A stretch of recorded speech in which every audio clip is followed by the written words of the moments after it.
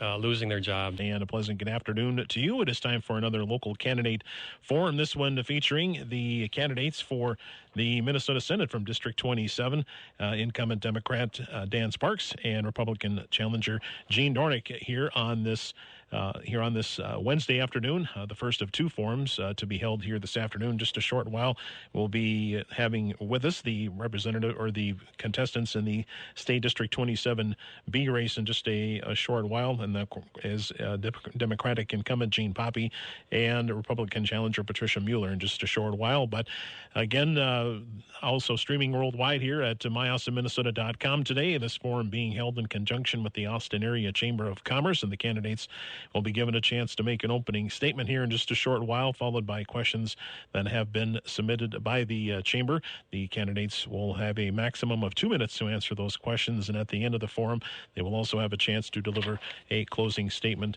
here this afternoon. So we'll get right into it. Gentlemen, first off, thank you so much for being with us on this beautiful day here today. Yes. And but first off, we'll start with Senator Dan Sparks. And again, thanks for being with us, Dan, and your opening statements here this afternoon, please. Wonderful. Thank you, Jason, and to KAUS for having this opportunity today to have this discussion. It's very important. Also want to thank the Austin Chamber of Commerce for hosting this. I know that we're in kind of different times right now, but to be able to have a debate and get to talk about the differences between the two candidates is so important.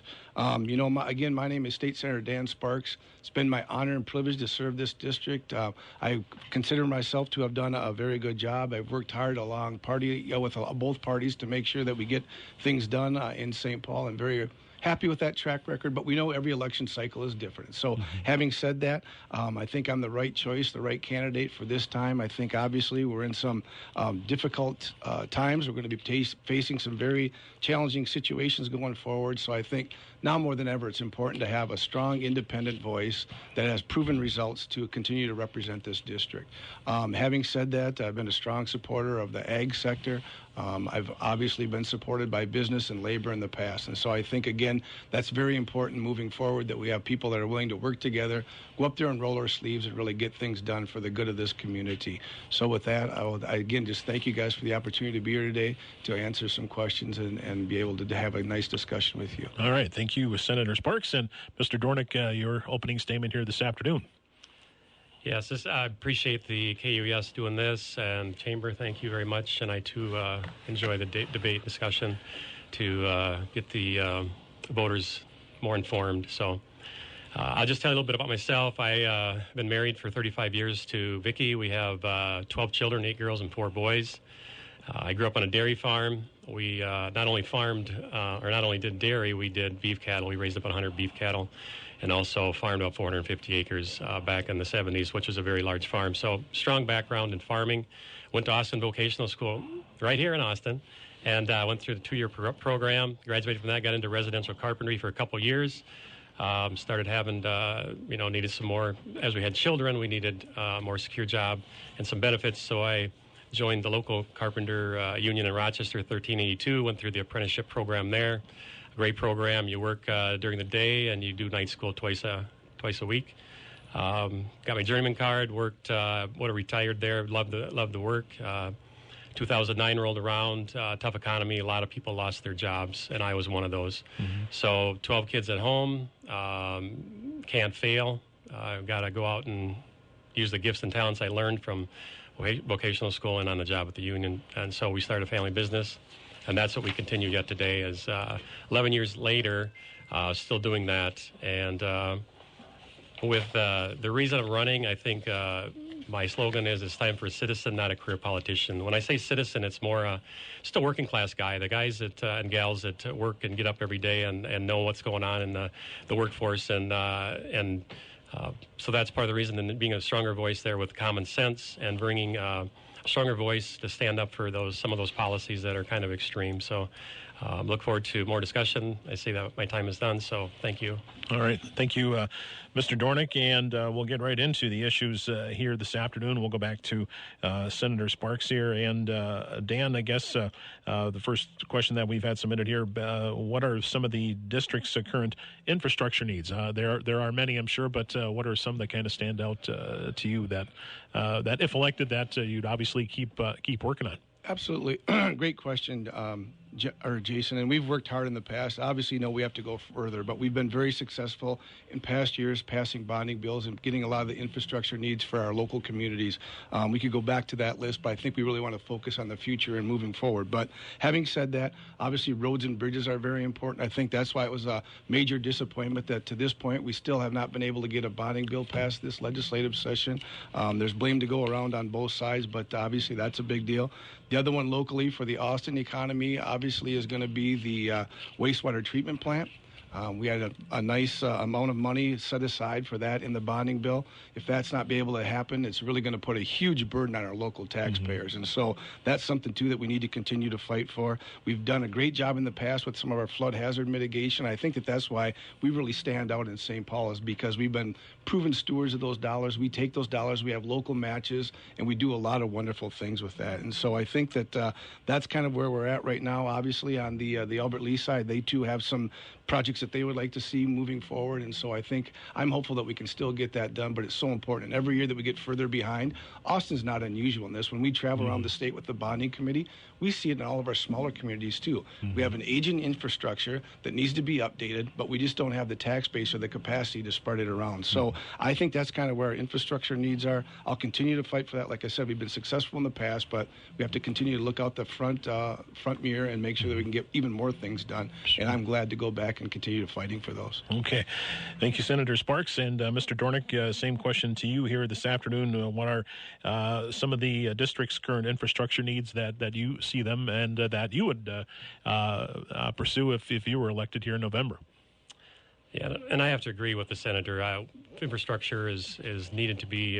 This is the way the bonding bills support that infrastructure that we need throughout the state, and it's very important for these smaller communities that can't afford it. Like you said, the issues that obviously the wastewater treatment plant here in Austin is huge. I'm a homeowner here in Austin too. I have properties and keep track of the taxes being paid, and so I'm definitely excited about that, and hopefully we can get it done. I'm disappointed that it hasn't been done this time.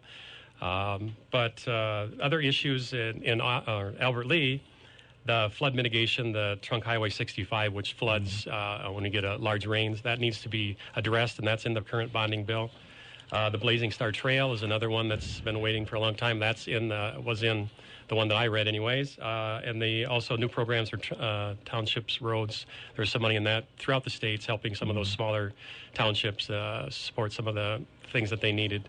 And lastly, the regional area, the airport in Rochester, which helps more regional, not in our district. So those are some of the big ones that are in it this year. And I'm involved in the chambers in both Albert Lee and Austin, and have properties in both communities. And so I'll have to keep abreast with the mayors and the people that are in the know, and being able to communicate with those people to be kind of the head of the game and knowing what's coming up. And also, if I'm elected, I'll work very hard with Senator Senjum to draw attention to the needs in districts of 27 and to be a strong voice for that funding that our communities need.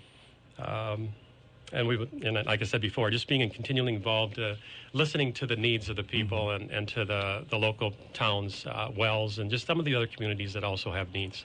All right. Next question will stay with you, or to start here, Mr. Dornink. COVID-19, of course, has been really tough on many businesses, and not only in District 27, but of course all around the state. And if you were elected, how could you help our businesses locally? Yeah, it's a great question. COVID-19 has been so hard on all of the country, but in Minnesota here with the businesses, the farmers, and people that have lost loved ones. It's just been a terrible pandemic, and we're trying to work through it. So no easy answers. We're going to have to work together. Going to have to be able to make some tough choices. And I think one of the biggest things that I want to say first, though, is that the Governor Walz, I think he did a great job the first 60 days in taking it by the horns. And, we were in emergency. We didn't know what we were facing, and I thought he did a good job of just, hey, this is what we've got to do. We've got to shut down. We've got to figure out what's going on, and being effective in keeping the cases down low enough so we didn't overrun the hospitals and our medical facilities. So I think he did a good job there. Moving forward, I was a little disappointed. I think we have great legislators, both in the House and the Senate, and I think that we need more voices. That's the voice of the people. Those are the people that were elected, and I think their voices kind of been silenced through this. And I would really like to see that as one of the things that we need to do is help businesses. We need more options. We need more information from the people, and then the legislators, the people that we elected, helping us work through this, because it's not going to be solved quickly. It's going to take some time. And secondly, it's the one-size-fits-all is just not working. Minneapolis-St. Paul is a big community. We're smaller here. There's some places in northern Minnesota that have had, I think, zero or very few cases, and then just blanking all the rural areas and the smaller communities with the same mandates and all those things. I think we need to trust some of the local businesses in control to do business safely. Of course, we want to do it safely, and nobody wants anyone hurt, so we just need to continue to work safely and come up with some ideas on how to do that effectively. All right, thank you. Mr. Dornink, Senator Sparks, same question to you. Again, of course, as you well know, COVID-19 has been very tough on many businesses here in District 27. And how would you continue to help our businesses locally if you're reelected in November? Couldn't agree with you more, Jason. I mean, we've never seen a healthcare crisis like this in our state or in our country, in our world ever. So, I mean, I really want to give hats off to all those small business owners who have worked extremely hard. I know that there's been a lot of frustration. I've talked with many of them, and I just want to make sure to tell them that we appreciate how hard they're working and what they're doing. I, too, was very disappointed. I believe in some of the discrimination that happened at first with allowing some of the bigger box stores to remain open, but not some of our smaller businesses on Main Street, who really are what we are here in, smaller rural Minnesota. And so a lot of times I would talk to those people, take their advice, and say, okay, give me a plan. We can give this to the governor and talk to him if it makes sense. And in many cases, we did run it up the governor and the administration's team, and we were able to make some movement, maybe not as soon as everyone wanted, but certainly we were able to get campgrounds reopened, restaurants, some gymnasiums and workout places, and so I think that's important.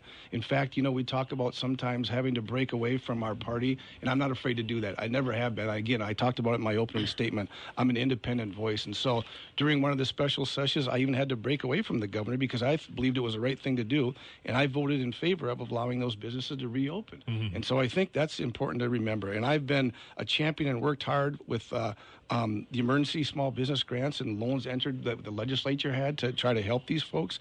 And again, I would just say all the credit in the world goes out to our small business owners, because some of them, instead of kind of taking it and feeling sorry for themselves, have really turned this into a different opportunity and have even seen sales increase. So, the other thing is, I think more than ever now, we need to continue to have state and county people work together, make the right decisions so that we can all move forward, do the things that best for all of us, because government can work, but it only works when we all work together. Yeah, all right. Next question, we'll stay with you here, Mr. Sparks, that because we were just talking about COVID-19, and that's largely or is the cause for a nearly $5 billion budget shortfall for next year for the state of Minnesota. I guess basically, if reelected, how would you help to plan to budget with that? It was mentioned a shortfall of nearly $5 billion. Great question, and I think we all have to be realistic about this too. Going into this, thank gosh, we had our reserves built up, and we were able to spend those down. We were able to get some help from the feds on the COVID relief, and obviously it took us a long time, but eventually we were able to get those funds back down to our local cities and counties. Having said that, during my time in the Senate, the state has faced deficits even bigger than this in my time in the Senate, and it wasn't easy, but we managed it and we overcame it.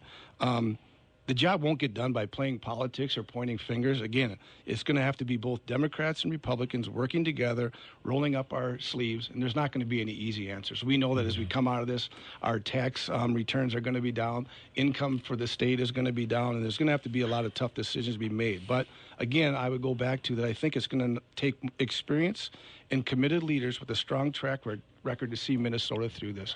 It's not anything different that we do every budget cycle, Jason. When we go up there, we go through each part of the budget, and we need to make sure that we have our priorities and decide where we are going to spend those dollars. And so we've been through, like I said, under both administrations, a $6 billion deficit, and we came back out of it. And a few years later, we had a big surplus. But again, it's not going to be easy. It's going to take a lot of dedication, a lot of hard work. There's going to be some people that are going to have to suffer through it. But again, we've done it in the past. We'll do it again.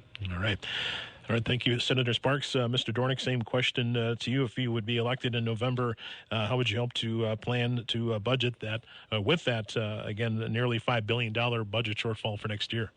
A lot of people are facing that right now that lost their jobs. It's kind of the same principles, but on a much smaller scale. People losing their houses or losing their jobs and having to do the hard things, and that's what's going to have to be done. We're going to have to separate needs from wants. We're going to have to prioritize. We're going to have to budget, and that's going to take, like you said, working together. I think one thing we need to do is we need to tighten up the belt on government. All of us have tightened our belt up and separate some of those needs and wants and prioritize. So with the state agencies, DHS and CCAP losing $100 million, and I think that's not chump change. That's a lot of money that we need to be more careful with. That's the taxpayers' money that's being lost. So with that, I think that's the first place we start, is getting government more under transparent and accountability there. Instead of losing that money, we can tighten that up. And then secondly, I think that, another thing that was done that I didn't agree with was the state employees got raises, and I'm all for state employees. I know they work hard and stuff, but when there's lots of people in this state losing their jobs, I think that wasn't a wise. Thank you, Mr. Dornink, and we'll stay with you here for our next question. Trying to hit some different topics here. We'll move on to agriculture, and I know a lot of the issues affecting our farmers here in Minnesota obviously are on that can be or have to be dealt with on a national level, low grain prices and things of that sort. But I guess if you are elected, what were some of the things that you would do for our farmers here in District 27? Well, the first thing we still need to do is get Section 179 passed, so there's a conformity for the tax from the federal, and that has been a real frustrating thing that needs to be accomplished and done. Some of the other things is the property tax. We've made great gains in property tax through the few sessions ago, a few years ago, with toning down the property tax. So I want to make sure that stays for when they have bond or school bonds and school referendums, keeping the tax base more uniform, where it was really difficult for the farmers to keep up with that. When there was a school, they were affected by by the taxes and paying a lot of it. So continue to stand up for that and not let that change. And some of the other thing is we just really need to support the low prices. We can't. They need a fair price for their product, and just with the other things that we can help them with is, I think there again fair. I think they're going to have a better crop this year. It's going to be really good, so they're going to be able to. With a larger crop, and then hopefully the prices will continue to come up, and then just continue to support the smaller communities. All right. Thank you, Mr. Dornink. And Senator Sparks, I guess same question to you. Like as just mentioned, here in agriculture, a lot of the issues affecting our farmers here in District 27 and the state have to be dealt with on a not only a national but probably a global level. But what are some of the causes that you would champion or continue to champion for our farmers here in District 27 if you're reelected in November?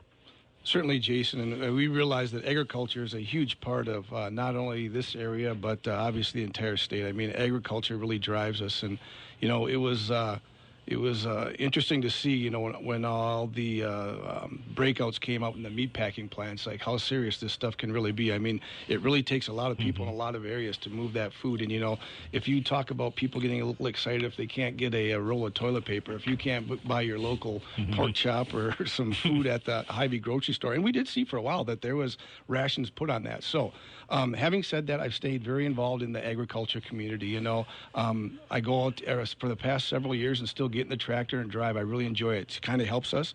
And I think it really helps me get a different perspective, too, because you're there doing the work and you see the challenges that these guys go through. They work so hard. They're good stewards of the land, but they just need and all they ask for is just a fair market price. And so I think to that extent, I have been and will continue to be a champion for the ethanol industry. We're at E12 right now. We're talking about perhaps going to E15.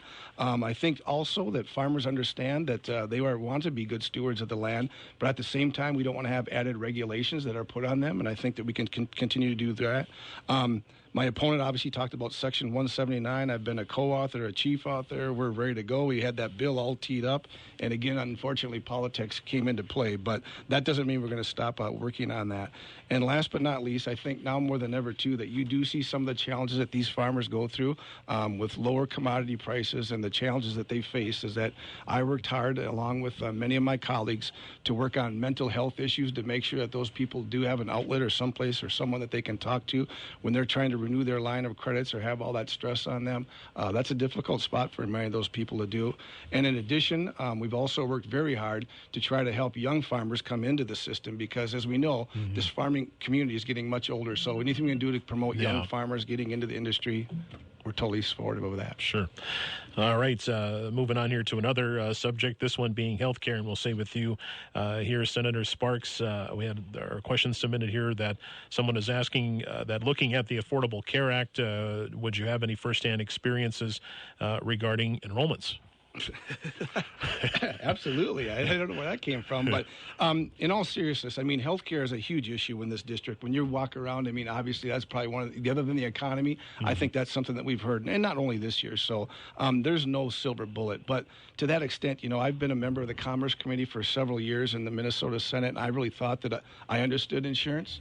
I'll tell you what, I had no idea what insurance was until I went back to school a few years ago and received my health and life insurance. And for the past several years, I've been selling health insurance here in Austin. And it's amazing to see what has happened in the prices that we have in that. To that extent, we've done some things, even in the Minnesota Senate, to help reduce those costs. We've worked hard to bring down prescription drug prices. I think this last session you saw that we fought, and finally we were able to get insulin down to a decent rate. We started to bring in some of the pharmacy benefits managers and have them talk about why our costs are so much more expensive than prescription drugs in other areas. And it wasn't probably the most popular thing, again, with my party, but I had to break away because I did realize that the reinsurance bill did save money. You could argue that maybe you didn't want that money to go to some larger health insurance companies, but the facts were there to me that it's helped to drive down costs. And the MNsure system, obviously, it's gotten better and better over the years. Those people that work hard every day to try to afford health insurance, if it wasn't for those tax credits, there's no way they could afford it. Even with those tax credits, it's still very, very expensive. So we have more work to do, obviously, like for the self-employeds, and as our aging population continues to work on that. But again, I think that healthcare is not going away, and we just need to keep on working hard on it to make sure that we can make it affordable and have access is the other important thing, certainly in rural Minnesota. Yeah. All right. And Mr. Dornink, is the same question to you here, looking at the Affordable Care Act, that if you would be elected, would you have any firsthand experience regarding enrollments? Minnesota has always taken really good care of the health care. They had one of the best systems in 2010 before the Affordable Care Act came, and pre-existing conditions were covered. We had one of the best health care systems in the country. And then in 2013, I believe it was, the Affordable Act came through, and I think it was a great idea, but it just didn't work out. So, it ended up causing a lot of higher premiums, high deductibles, and now we're trying to fix some of those, and there is no easy fix. We're going to continue to work forward, and I think there's much more work that needs to be done in St. Paul. They've fixed some of the things. The reinsurance is just a buy down to offset the costs so that the insurance companies can still be in there. We need to have the private sector do insurance, and I think the state needs to just continue to work with that to come up with more solutions to solve the problem. So to make it accessible, affordable, is continuing to move forward to that, and I think they have started that and continue to work through that. There's going to be some more work that needs to be done to solve the problem, not just to put a Band-Aid over it, kind of what they did with the reinsurance. So I look forward to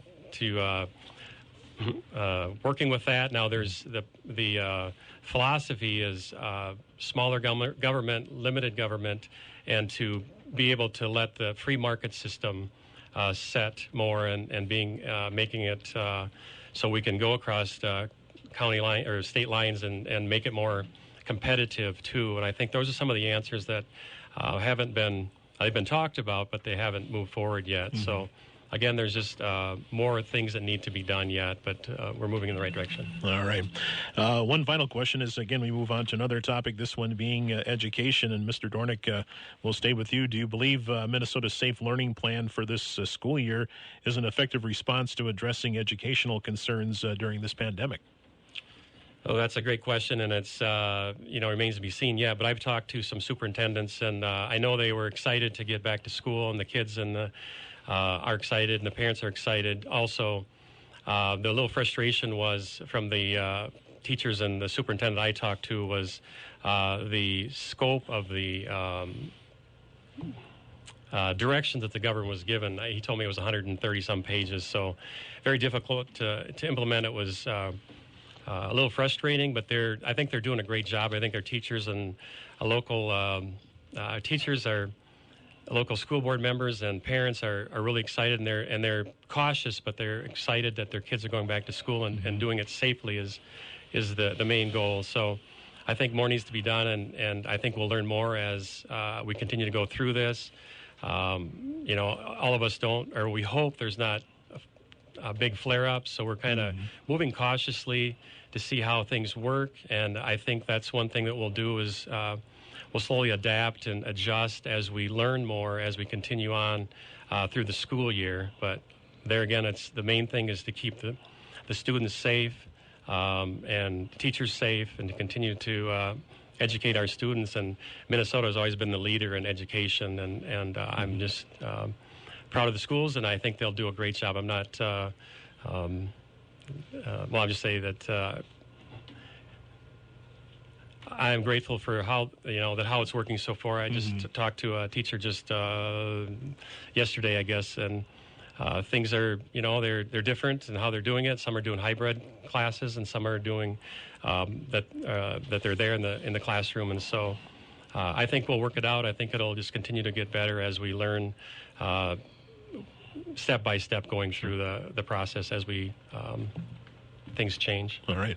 Thank you, Mr. Dornink. And Senator Sparks, same question to you here. Do you believe a Minnesota Safe Learning Plan for this school year is an effective response to addressing educational concerns during this pandemic?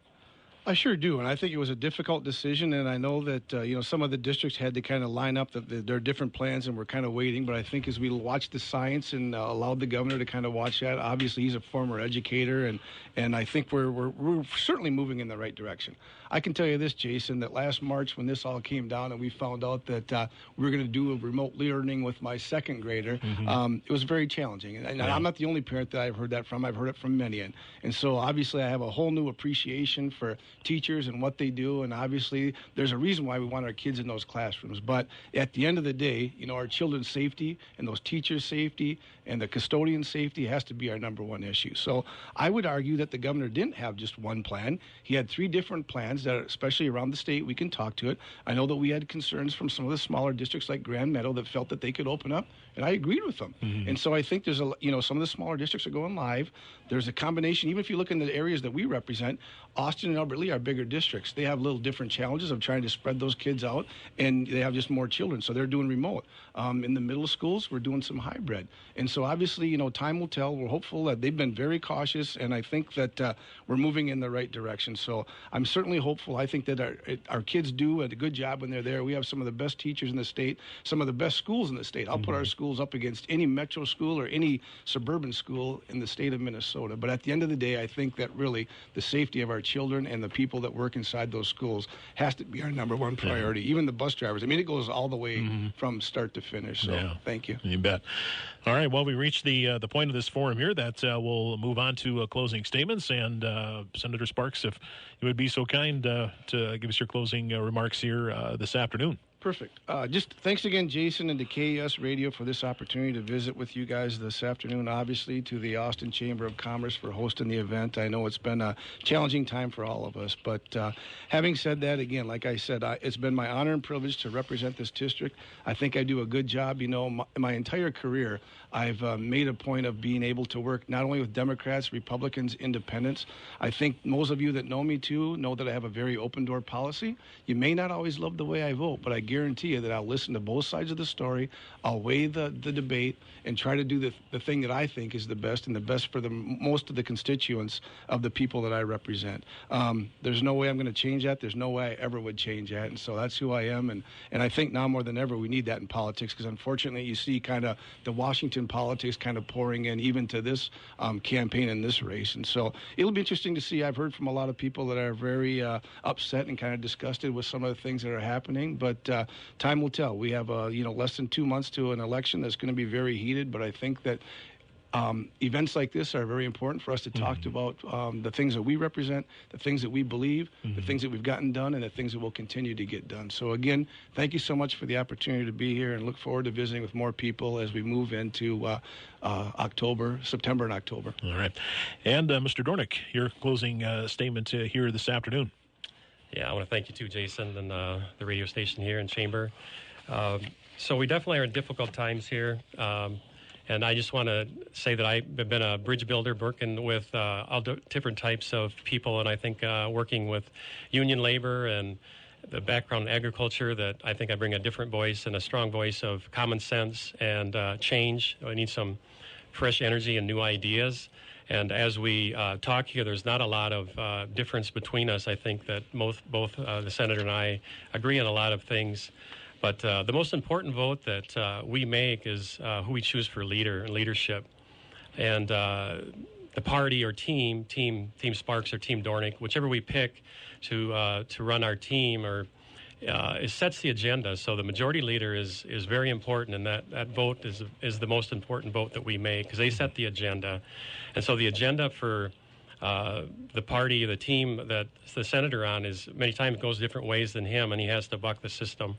So I believe that we need to be able to work with our district and bring that stronger voice of not raising taxes. In going back to 2013, when the Democrats or that team had control of the Senate, the House, and the governorship, they raised taxes by $2.3 billion in a surplus year. So who do we want running the purse strings or being in control of this recovery? I think we need to be careful with what the money we can't tax our way out. Like I said earlier, we need to have options, choices, and being able to bring those ideas instead of just taxing. And so I think it's important to have the leadership of a new voice, fresh energy, and I'll close with thank you so much for the time and the opportunity.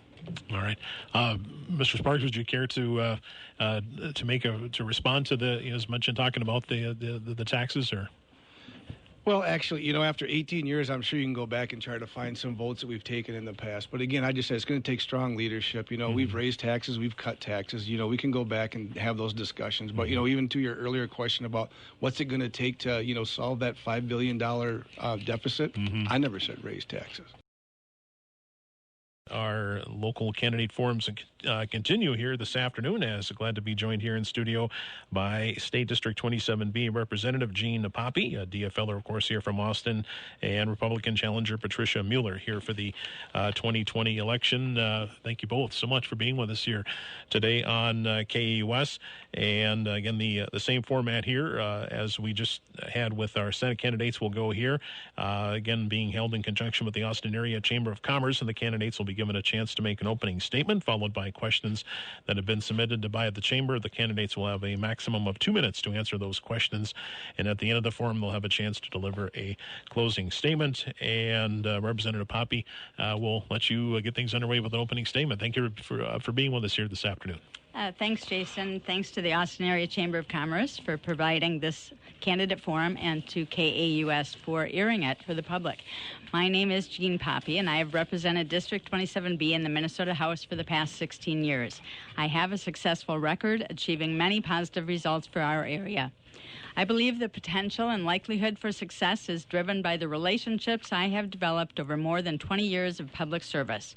When I go to the Capitol, I know and trust my elected and appointed colleagues in city, county, school, and township governments to help me know of the needs and concerns from their perspective. I expect to hear and see many organizations and community advocates, from services to people with disabilities, to housing, to farmers, to small business owners, to healthcare and wellness providers, and everything in between. In St. Paul, I work together to solve problems. Many of my bills are co-authored by Republicans. As chair of the Ag and Food Finance and Policy Division, we routinely are seen as the most bipartisan committee in the legislature. I am intentional in being collaborative and considerate when hearing different points of view. You can't get to the best solution if you have a my way or the highway approach. My motto, Poppe for the People, comes from the heart. I am a listener, a helper, a problem solver, and an advocate. My most meaningful experiences come from helping individuals and families who have felt some struggle or barrier and need help to resolve their problem. These are exceptionally trying times, and I am ready and able to continue working for the people of District 27B as we strive to make it through the tough times. I served in the Minnesota House during the 2008 recession and the years of deficit budgets. I understand the challenges it takes to navigate through to get to better times. Thanks for the opportunity today to discuss our future. Thank you, Jeanne. And, of course, we'll move over here to Patricia Mueller. Patricia, also, thank you so much for being with us here this afternoon. Your opening statement this afternoon, please. Great. Well, thank you so much. Thank you for the Chamber and for KUS for hosting this, and also for Representative Poppe for being here so that we can have this really great discussion. Just a little bit about myself. I've been an educator for the last 17 years, and I've been very active, not only in the community, but in I've been teaching all around the world, including 3 years in China. And when I returned back to the States in 2010, I just knew that it was really important for me to get involved in what was happening in our country, because we are blessed to live in a place that allows us to elect people who are our leaders. And if we do not take advantage of the fact of that we get to participate in this process, then democracy dies, because democracy dies when we are apathetic about it. I was asked to run several times and always said no, because I was so sure there was someone else that was better than me for this. But once we saw how important this race is, then I was compelled to run. I find that it's something that's really important for me. I talked to my students a little bit about this because I'm still teaching, and I kept telling them that I couldn't ever do this, and they told me, they said, you know, Mrs. Mueller, you keep telling us that our voice matters. You better do this, and when they use your words against you, you better listen. My motto is be brave and be free, and I want to do that with by being by representing this area uniquely, and to be fiscally conservative, and being able to preserve and protect the freedoms and defend the freedoms that we are that are God-given by our Constitution. So thank you again for inviting us here. All right. Well, thank you for that, and we'll stay with you here, Patricia, for our first question. And we addressed this in our first forum, but obviously it goes for you as well, or you candidates as well. COVID-19, of course, has been, as you well know, very tough on businesses around District 27B and the rest of the state. How could you help our businesses locally if you're elected in November? Yes. So it was in March, when everything kind of shut down. And my husband and I were very intentional about going to all of the different businesses in the surrounding areas, in Dexter and Grand Meadow and Adams. And we made sure, in Lyle, we made sure that we were able to visit these small businesses. And the one thing I kept hearing over and over again is, I don't understand why I am being they use the word punish, but why I'm asked to follow the same rules when we don't have hardly as many cases as the Metro does. And this is a way for us to really come together as a community, and we saw that the community came together, which just proves that community and local government is able to take care of these businesses. I found out from the Austin City Council yesterday that there's about $200,000 in grants for small businesses, but the best way that we can get our small businesses back to work is to let them get back to work, because it's really important for them to be able to innovate and create the way that they can work in this new normal that we have. We're given some guidelines, and no business wants their customers to be hurt, and no business wants their employees to get hurt. So as we give them guidelines, I think it's really important to let them look at how they can work their business the best, get these mandates off their back so that they're able to get back to work and get and use their business the way that they're supposed to. So thank you. Thank you, Patricia. And Representative Poppe, same question to you. Obviously, again, like we said, COVID-19, very, very, very tough, to say the least, on many businesses, especially small businesses. And how would you continue to help our businesses locally if you're reelected in November? Well, there probably are a few things. One is, we in Minnesota can't make money, and we can't do what the federal government can. So certainly seeking money from the feds in order to be able to help support our businesses, our farmers, our industries, to continue to do that and push for that. This is a global pandemic, and it's impacted everyone throughout the state, throughout the nation, throughout the world. So one thing I do think is important is to recognize that it's a public health crisis and that we have to continue to identify it as such. And we have to continue to help people to make good decisions for themselves and for their community. Being able to encourage people to wear masks is an important aspect early on, and then the governor made the decision to make it an equitable decision across the state that everybody would be required to wear a mask if they're going to go into a public facility. I think that that's something that businesses, they might not have been willing to do perhaps on their own, but having an equitable standard allows them to be able to all be treated the same and continue to do that. I have supported the governor and have talked to the governor when I didn't support some of the decisions he's made. I seek flexibility. I think it's important for us to have the ability for our small businesses to open up, the Main Street businesses.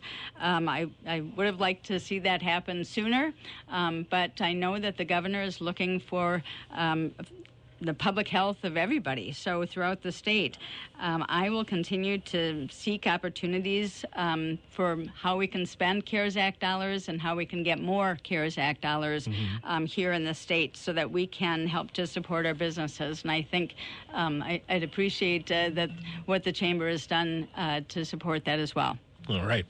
Thank you, Jeanne. And we'll stay with you here for our next question to start. Of course, as you well know, a nearly $5 billion budget shortfall facing the state of Minnesota next year because of the COVID-19 pandemic. And how would you help to plan budget for this unfortunate shortfall?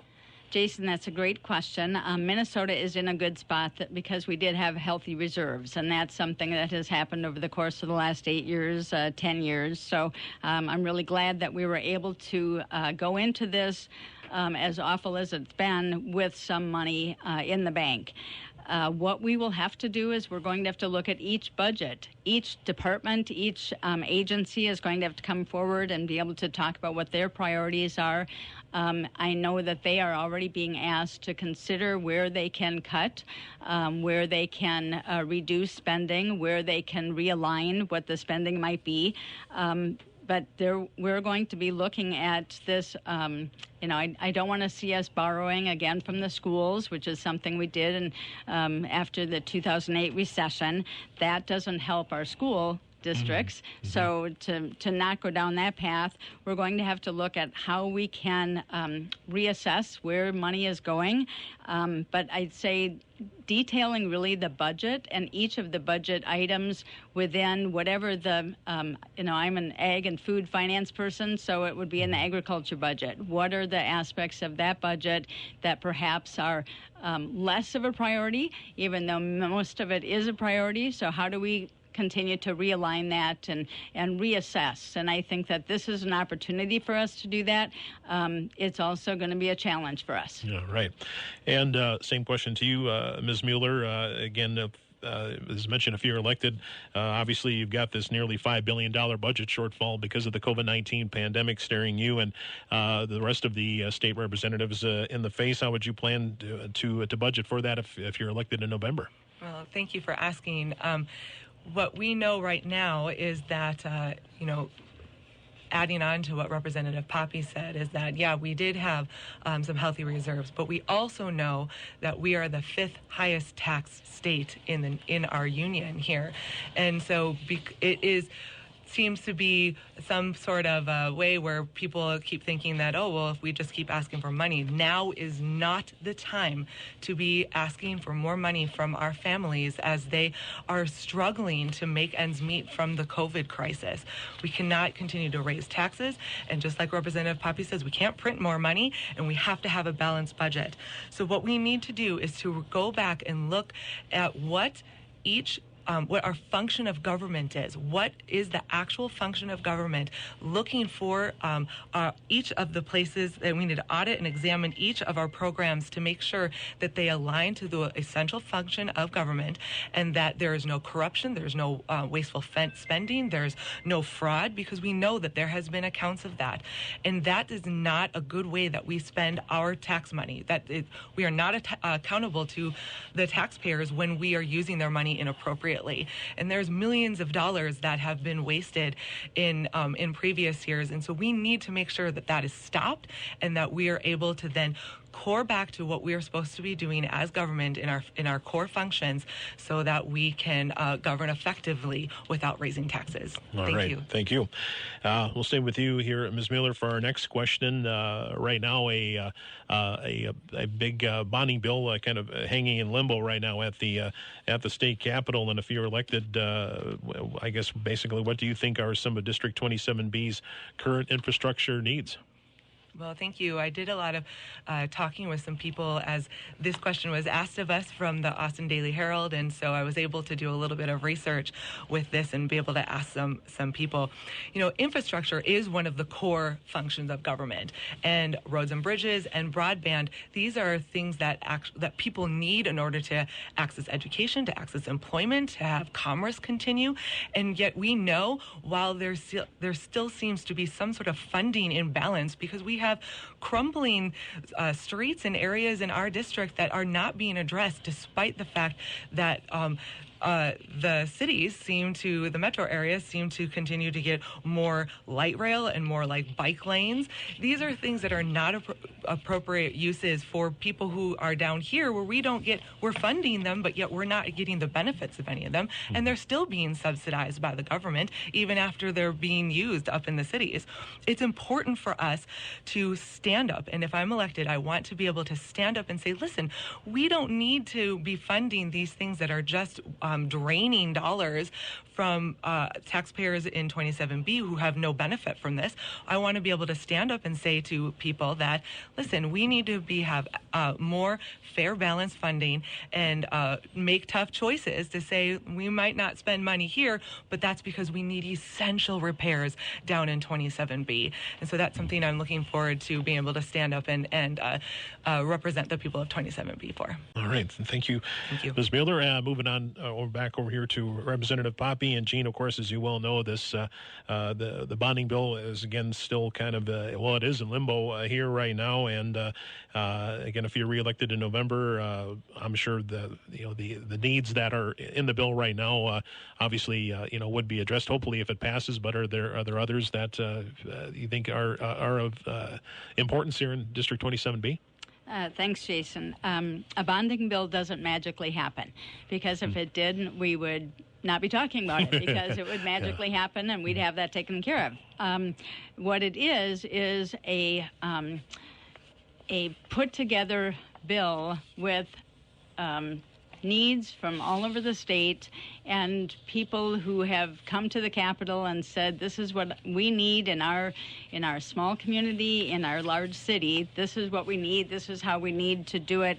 And so it really, as I've called it before, it's kind of the kumbaya bill because people need to recognize that even though I am going to be representing our district and say these are what's important here, the wastewater treatment plant, for instance, that's a high priority.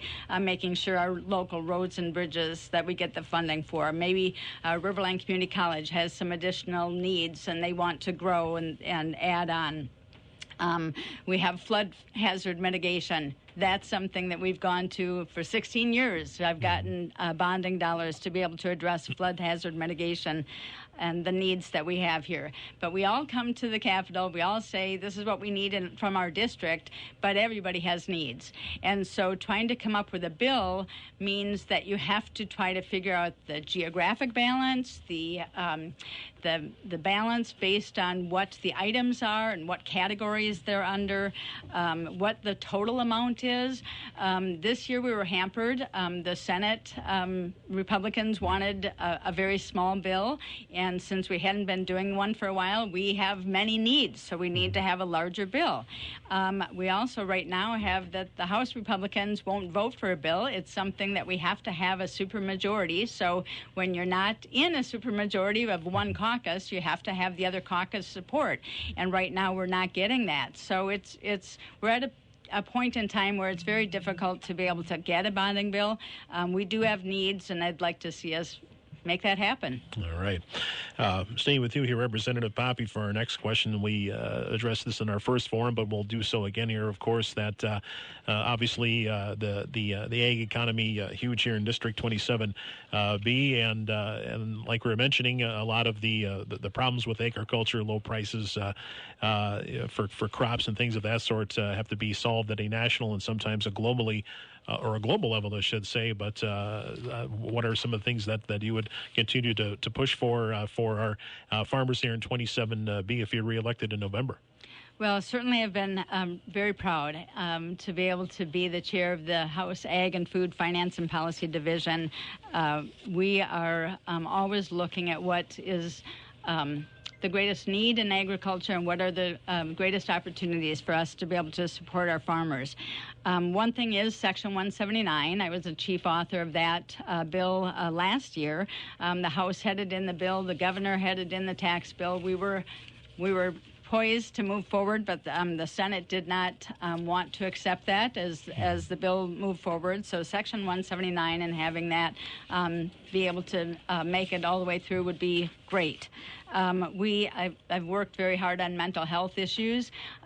We want to make sure that we continue to provide that emotional support. Our farmers are facing 6 years of having low prices, and the weather is a condition that they can't have any control over. Many things are happening along those lines, in the federal tariffs and other things that impact them. So we're trying to make sure that we do that.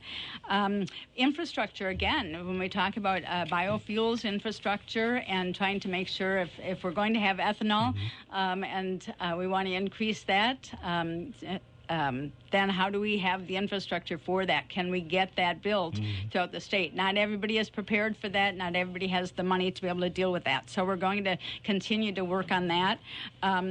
I know that Senator Sparks talked about emerging farmers and beginning farmers, and that's another area where we did create an emerging farmers task force this year, and so they're trying to get people together to be able to talk about that. We need to make sure that people understand that agriculture is a great industry to get into, and there can be many aspects of it. It doesn't have to be just farming and just being in the soil and the land, but there are many aspects, and so I would say that those are a number of the things. Okay. All right. Thank you, Jeanne.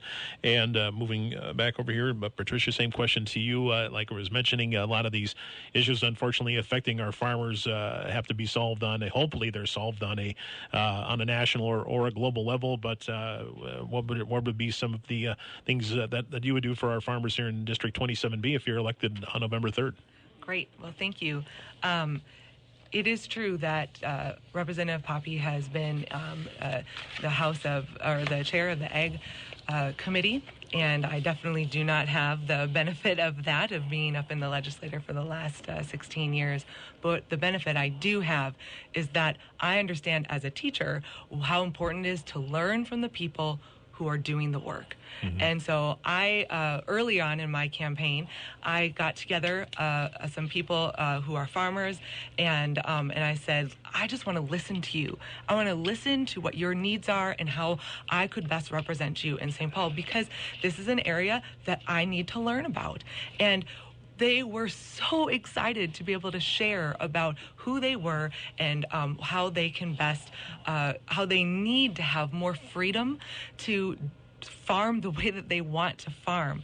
One of the things that came up in the meeting that was really important and a big issue was health care for them. And they talked about how important it was for them to have health care that was transparent and mobile, that they were able to work with fellow farmers to create co-ops or some sort of area so that they are able to not have health care be all of their monthly budget that they have. The other area that I was listening to from the people in 27B was that there are so many mandates and so many regulations that they need to follow.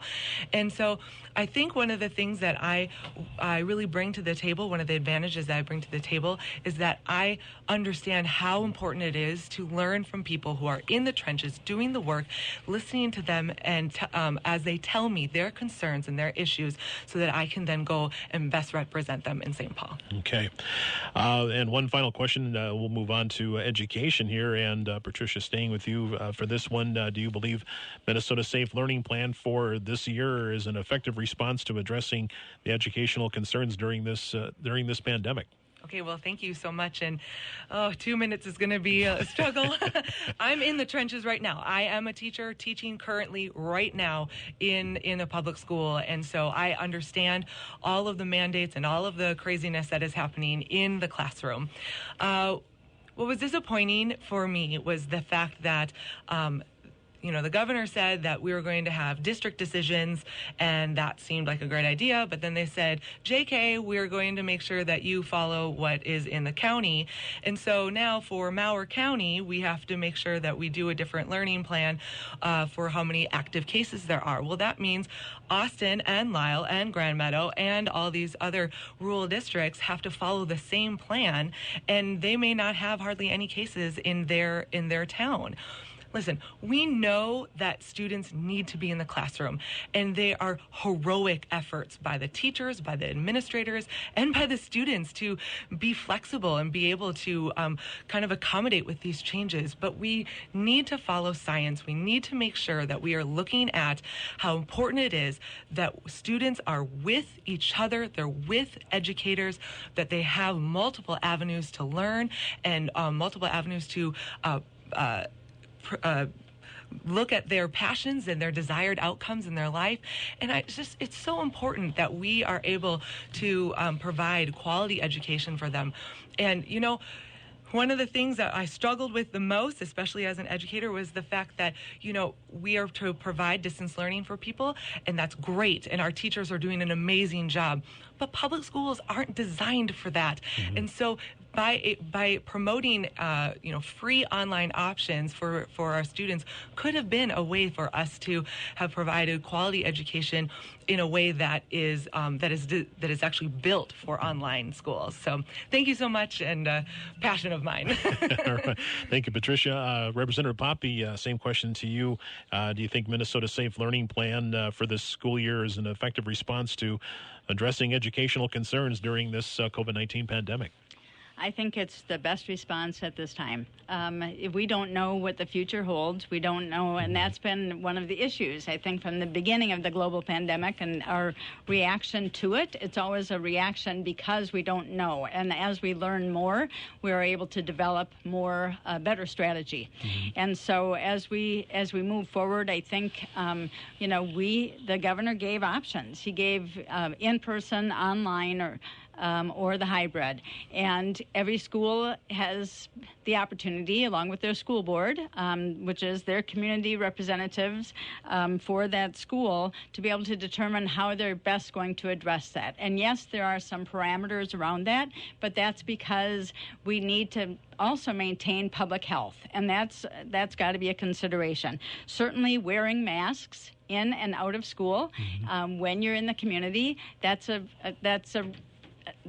must do, because we can do what we can to prevent the spread, but there are too many instances where people are disregarding that, and so that's what's caused this community spread. So as much as we can wear masks and pay attention to that, the students' mental health, as well as teachers and staff, we want to make sure that people feel safe and secure where they are. And so I think it's important to allow for the families to make decisions about whether or not their children should be in school or not, but also those teachers need to be able to determine if they're able to be present in that classroom, or if they can be doing something else in order to be able to educate the kids.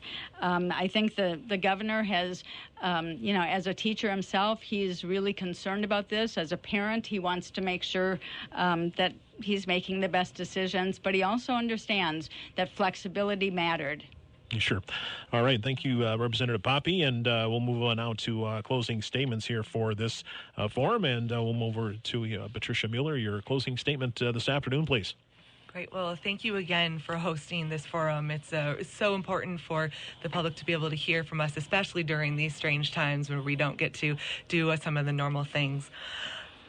As your representative, my number one job, if I were to be elected, is to represent you, is to represent 27B. My slogan is to be brave and to be free. And I want to be brave to stand up for you, to be the representative of 27B, because we are not the Metro. We are 27B. People choose to live in this beautiful area that has so much diversity, so much multicultural people who are coming. The world is coming here because of how amazing this area is. And we need to make sure to be brave, to stand up and represent us uniquely. We also need to make sure to be fiscally conservative so that your government is accountable to you and that they are transparent with how they are spending your money.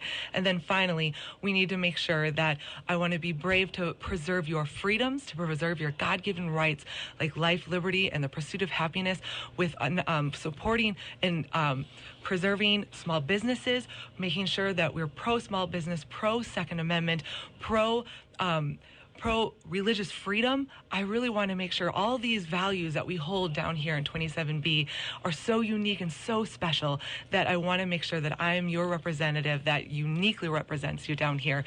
So thank you so much, and I appreciate all your support for those of you who are listening, and for those of you who choose to get involved. Thank you so much. Thank you, Patricia. And Representative Poppe, your closing statement this afternoon, please. Well, yes, thanks, Jason. Thanks again to the Austin Chamber and KAUS for this opportunity. The job of state representative requires a comprehensive mix of skills and experiences.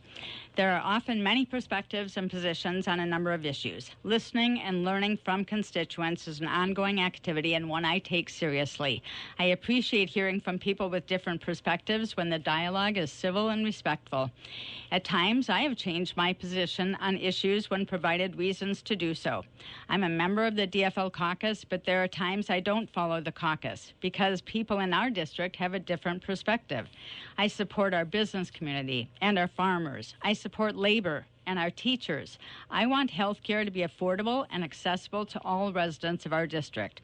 I want safe roads and bridges in rural areas and understand we need to address traffic congestion in the metro. I support our local law enforcement and sheriff's department and also want to address racial injustice. Many issues are not black or white, red or blue, right or wrong. If we don't consider viewpoints from others, we won't be successful in mending our fences and healing our wounds. I'm proud to have served in the Minnesota House for the past 16 years. I've received awards, recognition, and endorsement from many groups and organizations because of my ability to lead and successfully pass legislation. I humbly ask for the opportunity to continue for another 2-year term. Our future is important. The problems are many, the solutions complex, but together we can get through it, just like Minnesotans have been doing for over 160 years.